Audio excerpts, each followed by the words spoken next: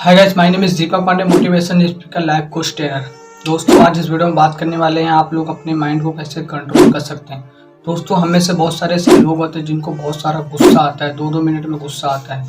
तो please video में आज हम आप सभी लोगों को एक स्टोरी शेयर करूँगा, जिस स्टोरी के अकॉर्डिंग आप लोग अपने गुस्से को कंट्रोल कर सकते हैं। दोस्तों, होता क्या है, एक बार एक युवक शादी कर लेता है और वो 2 साल बाद परदेश चला जाता है। जाकर वहाँ की अपने पिता के पास जाता है, पिता से बोलता है कि पिताजी मेरे को परदेश जाना है, और उसके पिता ने हाँ भर दी और अपनी गर्भवती पत्नी को अपने माँ बाप के पास जिम्मे छोड़ के वो चला जाता है बाहर। परदेश में जाकर बहुत सारा धन कमा लेता है और वहाँ का धनी सेठ बन जाता है। 17 वर्ष बाद धन कमाने में बीत गए, संतुष्टि हुई कि वापस घर लौटने की उसे इच्छा हुई। पत्नी को पत्र लिखकर आने की सूचना दी, जहाज में वो बैठ गया। सेठ जिस जहाज में बैठा था उसी जहाज में एक व्यक्ति मिला, वो बहुत दुखी था।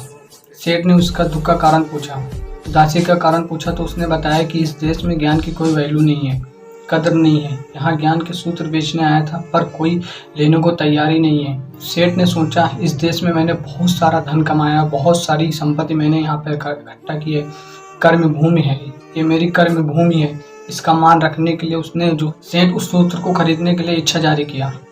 उस व्यक्ति ने कहा, मेरे हर ज्ञान सूत्र की कीमत 500 स्वर्ण मुद्रा है। सेठ को सौदा तो महंगा लग रहा था, लेकिन कर्म भूमि का मान रखने के लिए सेठ ने 500 सूत्र मुद्राएं उसे दे दी। व्यक्ति को ज्ञान का पहला सूत्र दिया। सेठ को बताया कि कोई भी कार्य करने से पहले 2 मिनट रुककर सोच लेना और फिर उस कार्य को करना। सूत्र में अपनी सेठ ने उस ज्ञान का सूत्र अपनी किताब में लिख लिया। कई दिनों की यात्रा करने के बाद रात्रि के समय सेठ अपने नगर के पहुंचा। उसने सोचा, इतने सालों में घर लौटा हूँ, क्यों ना अपनी पत्नी को चुपके से अपने घर जाऊँ और पत्नी को सरप्राइज दूँ। फिर सेठ सीधे अपनी पत्नी के कक्ष में चला गया। घर वालों बाहर बैठे थे, घर वालों को मौन रहने का इशारा किया। पत्नी की कक्ष में गया और वहाँ का नज़ारा देखकर उसके पैरों के चने की जमीन खसक गई। पलंग पर उसकी पत्नी के साथ एक युवक सोया हुआ था। अत्यंत क्रोध में सोचने लगा कि मैं परदेश में इसकी चिंता कर रहा था और ये अन्य पुरुष के साथ आज ही दोनों को मैं जिंदा नहीं छोड़ूंगा। क्रोध में उसने सेठ ने तलवार निकाली। बात करने ही जा रहा था कि इतने में उसे 500 सूत्र मुद्राओं का ज्ञान प्राप्त हुआ। उसमें लिखा था कि जो भी काम करने से पहले 2 मिनट सोच लेना चाहिए। तो सेठ ने जो है फिर उसमें सोचा, तलवार जैसे ही पीछे खींची, तलवार जो बर्तन से टकरा गई। उसकी पत्नी की नींद खुल गई। उसकी नज़र अपने पति पर पड़ी तो उसकी पत्नी बहुत खुश हो रही। कहा, आपके बिना जीवन सूना लग रहा था, मैं इतने वर्षों से आपका इंतजार कर रही थी।